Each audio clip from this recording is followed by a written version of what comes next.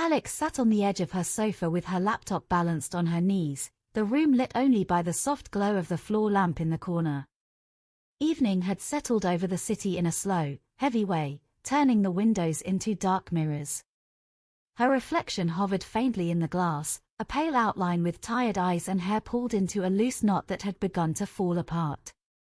She should have been unwinding, maybe watching something mindless or calling her sister, but the PDF icon on her desktop kept pulling her attention back like a magnet. The Mercer murder. She had tried to ignore it when she got home. She had made tea. She had changed into joggers. She had scrolled through social media. She had even attempted to read a chapter of a book she had been enjoying. None of it stuck. Her mind kept drifting back to the file waiting for her. Eventually she gave in. She set her mug aside and opened the laptop. The familiar hum of the fan filled the quiet room. She clicked the file. The title page appeared again, stark and simple. Every story ends where it was always meant to. She stared at the line for a long moment. It felt different now that she was alone. The flat was usually comforting in the evenings, a small sanctuary from the noise of the day, but tonight the silence felt too complete. As if the walls were listening. She scrolled.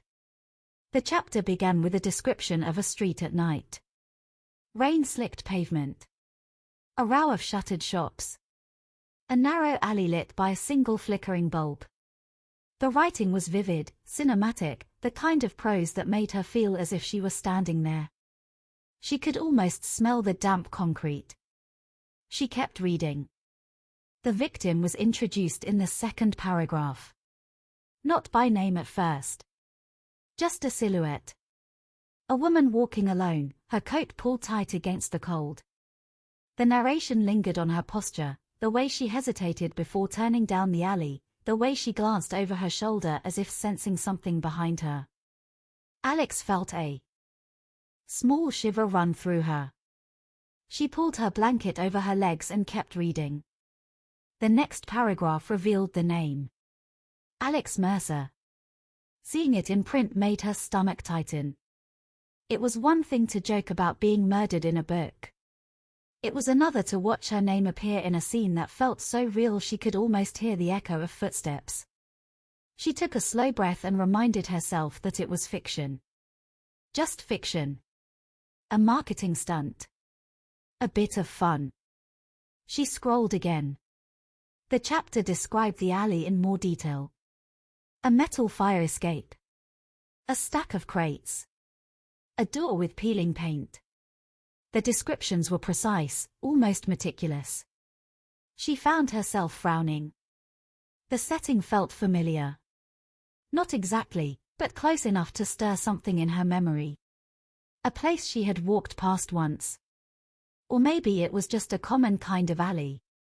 Cities were full of them. She shook her head and kept reading. The killer was introduced next. Not fully. Just a presence. A shadow at the edge of the frame. The writing never described their face.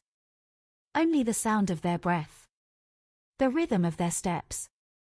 The way they moved with quiet certainty, as if they had rehearsed this moment many times. Alex felt her pulse quicken. She paused and took a sip of her tea. It had gone cold. She set the mug down and leaned back, trying to ease the tension in her shoulders. It was just good writing. Thorne was known for this kind of thing.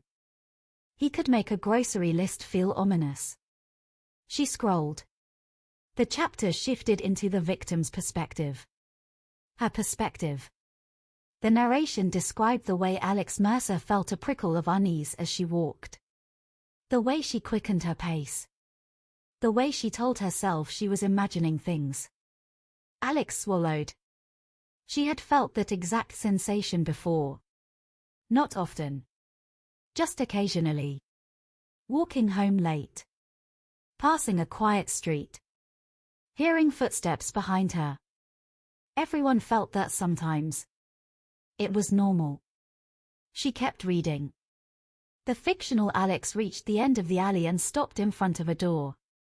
The description of the door made Alex pause. It was a heavy wooden door with a brass handle and a small, circular symbol carved into the frame. A circle intersected by a vertical line. Alex froze. She stared at the sentence. Her breath caught in her throat. She read it again.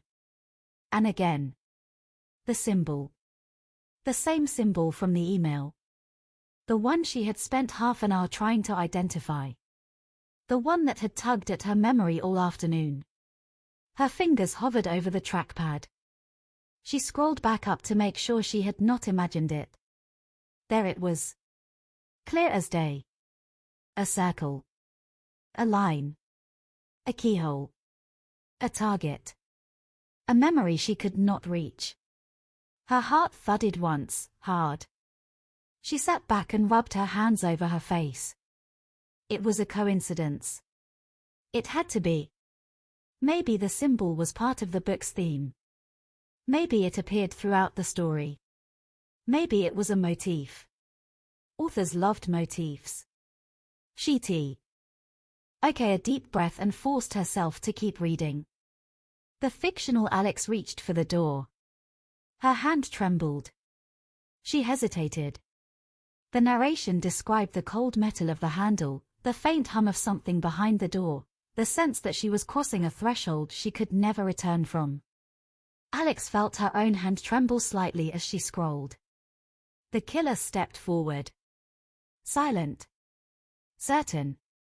The scene built toward the moment of violence, but the chapter did not describe the murder yet. It stopped just before it happened. A cliffhanger. A pause. A breath held in the dark. The final line of the scene made Alex's skin prickle. She did not see the hand reaching for her until it was too late. Her phone buzzed on the sofa beside her. She jumped. The screen lit up with a notification. Motion detected at your front door. Alex's breath caught. She stared at the phone, her pulse thudding in her ears. She lived in a quiet building. Her doorbell camera rarely sent alerts. A delivery. A neighbor. A stray cat. It could be anything. She reached for the phone with a hand that did not feel entirely steady. She tapped the notification. The screen loaded. For a moment, the image was dark and grainy. Then it sharpened. The corridor outside her flat was empty. Completely empty. Alex exhaled slowly, her breath shaky. She set the phone down and closed the laptop. She told herself it was nothing. A glitch. A shadow. A false alert. But the tension in her chest did not ease. The fictional chapter had ended with a hand reaching out of the dark. And now her real world had echoed it. Not perfectly. Not dramatically. But enough. Enough to make her wonder.